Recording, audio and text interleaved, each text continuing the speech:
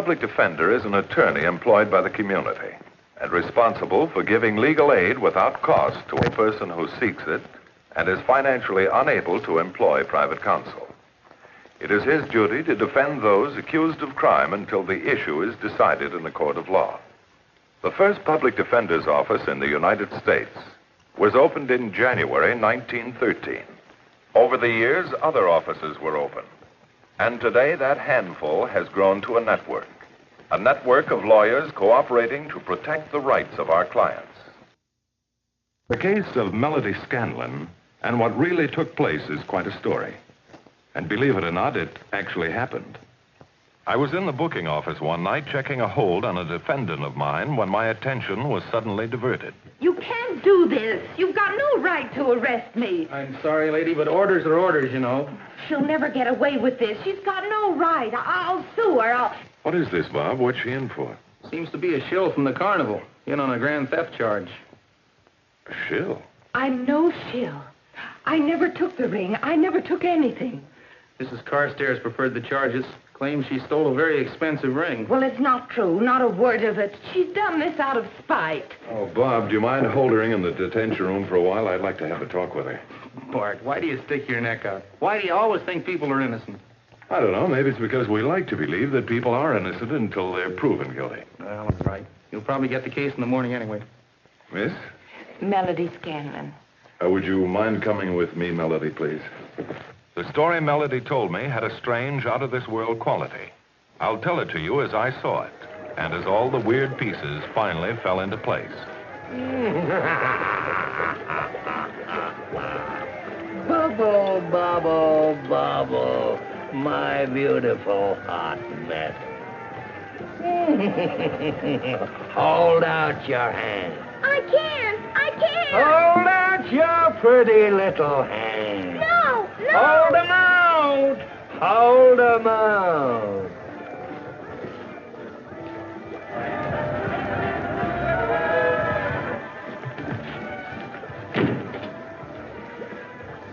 I told you I'm not going to let Kiki work that act, Duke, and I mean it. But, Mom, it's a beautiful act. And it's refined. This stuff looks just like real lead, and it's not too hot to handle. And I built a furnace that'll fool anybody, only it ain't hot. Well, hot or cold, she's not going to work the act or any other if I have my way. I was going to wear an angel's costume, and Grandpa was going to wear a devil's costume.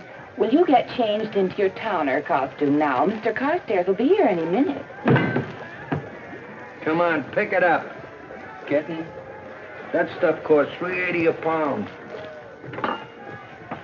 If your mother knew you was associating with a native, she'd flip in her grave.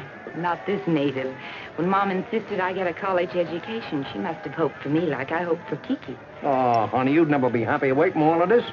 10 generations of us have been in it. Your mother loved it. Oh, Dad, Mommy only loved the carny because, well, you loved it. And that's what you wanted. Now get this furnace and this junk out of here. You've got the place smelling like a grease grab. Well, I don't like him. Well, I like him. And just because he's a businessman is no sign he's a bumby. Leave me tell you no daughter of mine is going to marry up with a towner.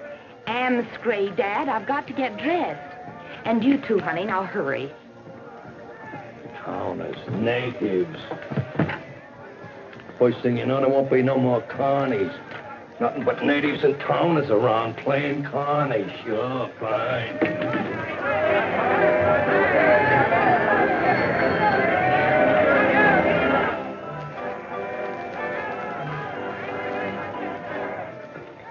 Come in, Mr. Carstairs. Thank you.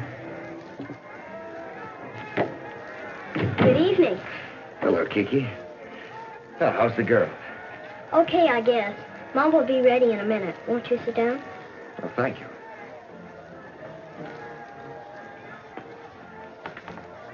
Well, now tell me, do you like school? Sure, the one in Sarasota. Florida? Yeah, we winter there. Oh, what subjects do you like best? Tumbling and high wire. Well, how about reading, writing, and arithmetic? You have to take those. I never liked those subjects very much myself. Grandpa says you should learn them, though, to keep the natives from cheating you. Natives? Well, what natives?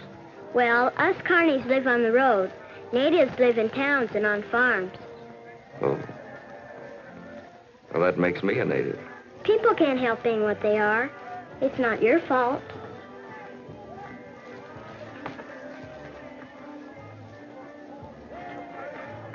Look, maybe you'll be a native one day, if things turn out the way I hope they will. Yeah, maybe I will.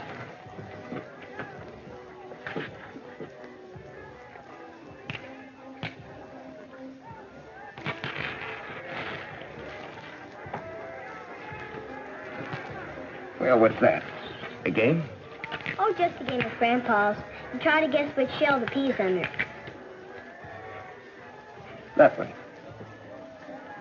You have to play this for money. Oh, gambling. Grandpa says it isn't gambling. It's a game of skill. All right. I'll bet a penny this time. Haven't got any pennies. But you can bet $1. $1? Well, I warn you, young lady. If I win, I'm going to keep it. All right? Sure.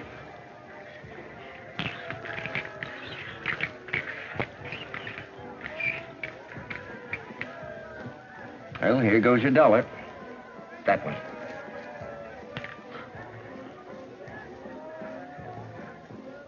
Well, shall we try again? You sure I'm not doing it too fast? No, that's all right. Double or nothing. All right.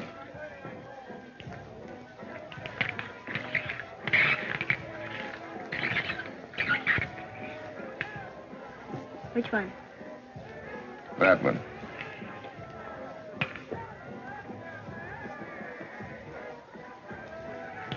Want to try for 8? You're not a very good businesswoman, young lady. You keep doubling up. I'm bound to win it all back.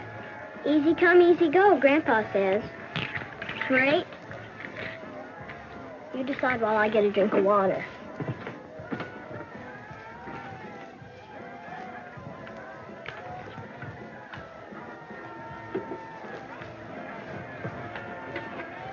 For 8? Okay. Which one? That one.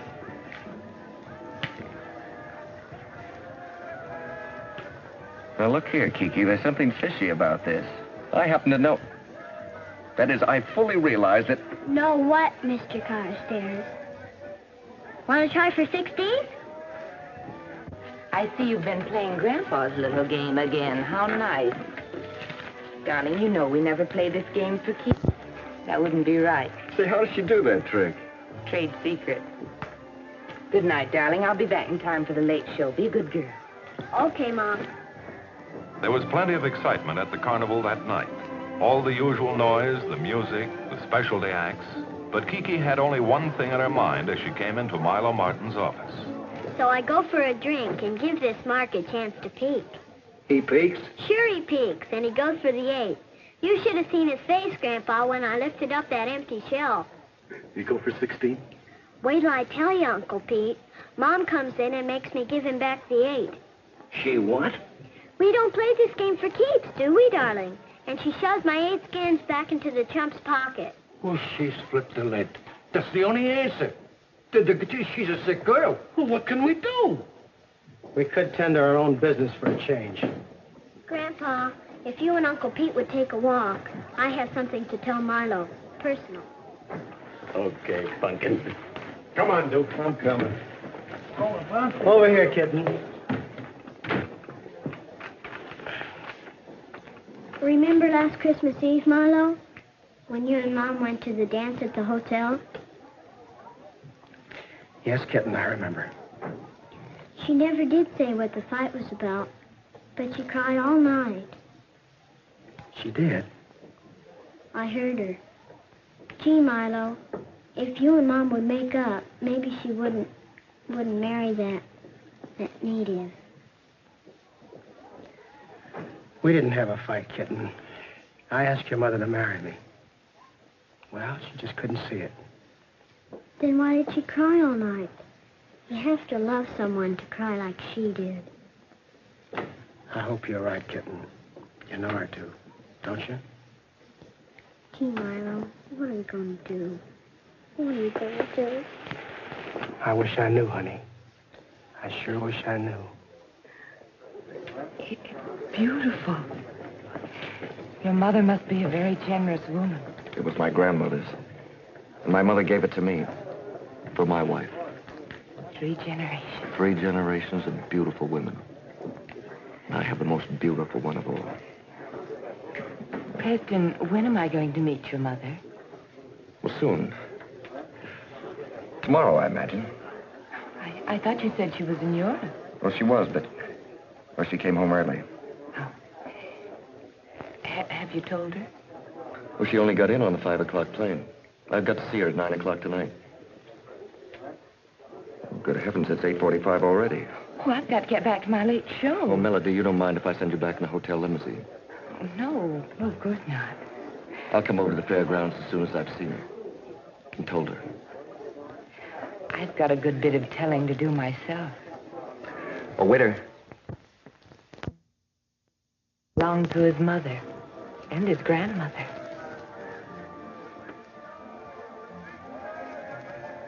And now it's mine. Well, can't you say anything? Is it real? Well, of course it's real. Now, don't you tell anybody where I hid it. And don't you touch it, hear me? Yes, Mother. Kiki, darling, Mr. Carstairs is a very fine man. You'll like him when you get to know him. I'll never like him as much as Milo. Milo's a fine man, too, Kiki. But I know what's best for both of us. And it's not the carny. Well, I've got to go to work now. I'll see you later.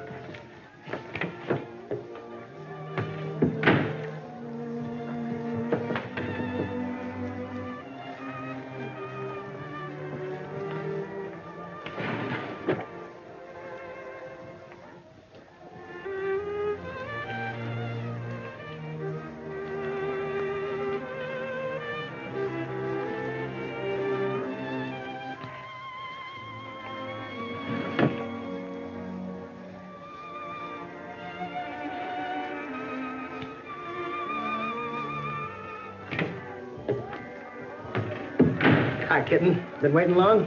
Milo, she's engaged. No. Are you sure? She told me.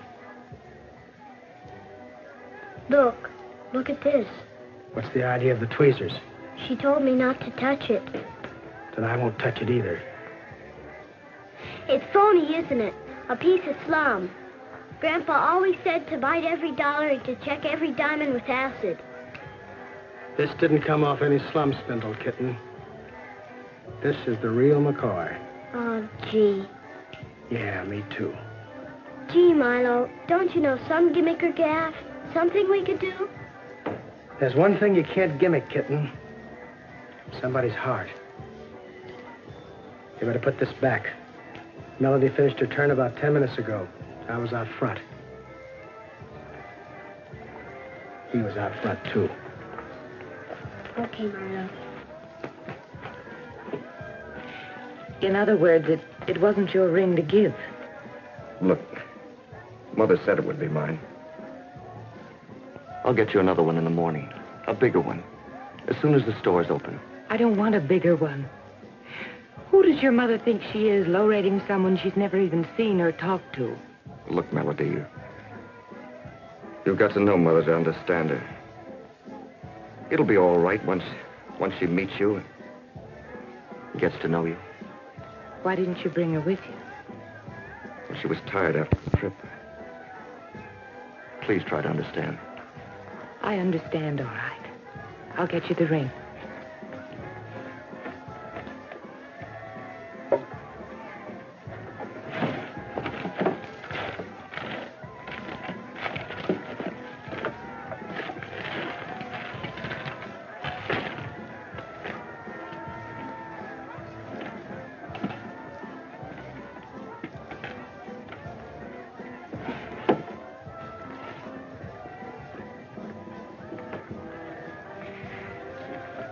Preston, I can't give you the ring tonight. What? It's gone. It's not there. What do you mean it's been stolen? No, not stolen. I think somebody's trying to gimmick the engagement. But who? I don't know, but I'll soon find out. Kiki, where have you been? At Milo's. Good night, Mom.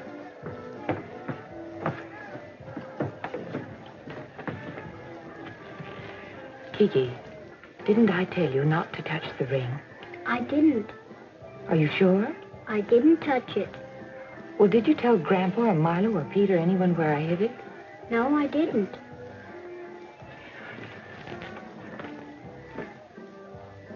I'll have to have time to get to the bottom of this.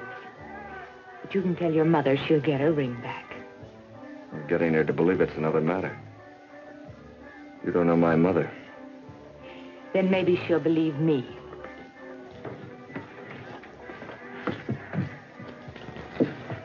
Going out? I'm going to Mr. Carstairs' home. I won't be long. Bye, dear.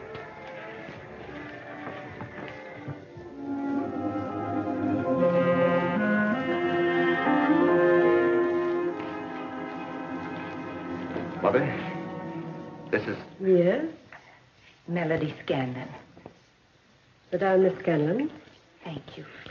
Preston, I'd like to talk to Miss Scanlon alone.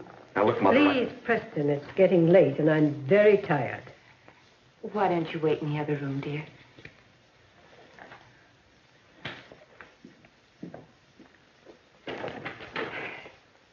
What I am about to say is very difficult. I think you and my son are making a mistake, Miss Scanlon. Maybe there won't be a mistake. We Carstairs have lived here in Oakhurst for 5 generations.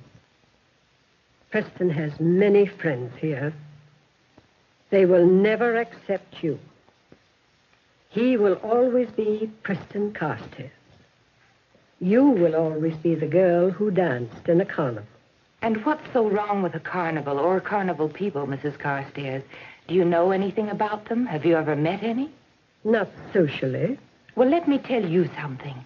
My family has been in show business for 10 generations. And they were as nice and as fine and as decent as any of those natives on those one-sheets. I don't doubt it, my dear. I'm only trying to explain that we come from 2 different worlds. To condone this marriage would be cruel. Why do you think my son wants to marry you? He says he loves me. Or is that too simple? Men sometimes mistake pity for love. Pity? Do I look like a woman men feel sorry for? No, Miss Scanlon. You do not. Now, give me my ring. There's no point in discussing this situation any further. I'll return your ring as soon as I can get it back. Back? From whom? I don't know who has it. Oh, I thought you'd say something of the kind. Do you know how much that ring is worth? No, but $15,000 would be a fair estimate. $15,000? Do you intend to go through with the marriage? Or is the ring all you want? I can see now why your son has never married. Your apron strings are too long, Mrs. Carstairs. I don't think I'd care to marry your son. Then give me back my ring now. Listen, I told you I have tried to reason with you. Either you will give me my ring, or tell me where I can get it tonight. Or I'll let the law take its course. I haven't broken the law. I think you have. You wouldn't dare. Oh, yes, I would. Operator, get me the chief of police, please. Hello? Winfield? Alice Carstairs. I want you to come to my house and pick up a woman. She's a thief. What makes you so sure she eloped? She hasn't come home, and the last thing she said was she was going to his house. Gee, Maybe she did elope. She wouldn't elope without me. I mean, would she, Milo? I don't know, kitten, but she'll come back for you. Yeah. After the honeymoon. Who asked you? I'll have Madame Lucerno come over and stay with you, kitten, till your mother gets back. I don't need anybody. I want to be by myself. Oh, but Pumpkin. Let her alone, Duke. What'll we do? Yeah. What'll we do?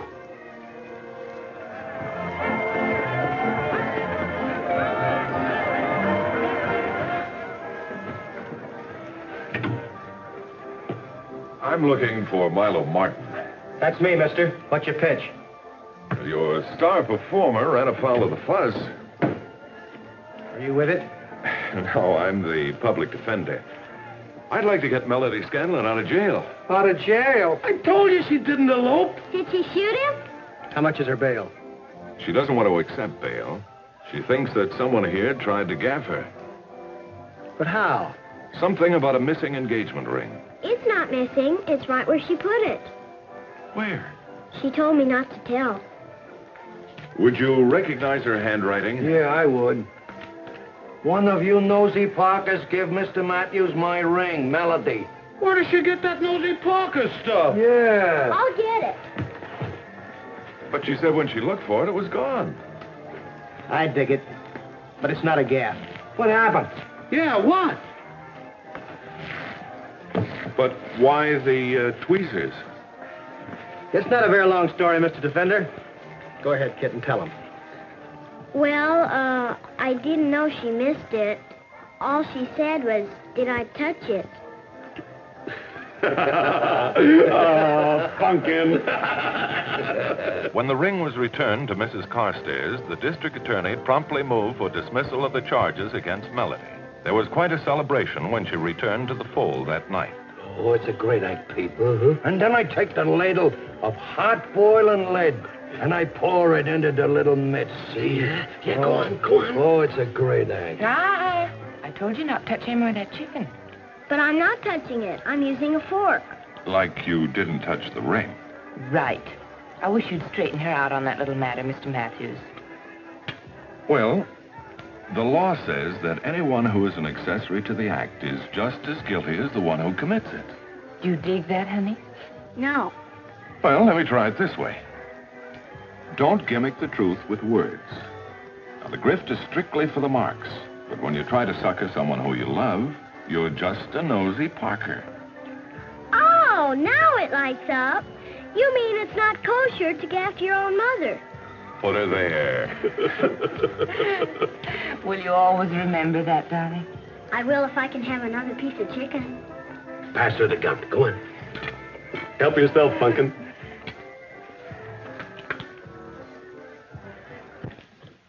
Melody and Milo were married a couple of weeks later, right on the midway. Everyone had a wonderful time, including myself. The case you have just seen was brought to a fair and just conclusion through the efforts of a public defender. Public Defender Louis E. Lohman, Hennepin County, Minneapolis, Minnesota, and his staff for outstanding achievement in the cause of justice.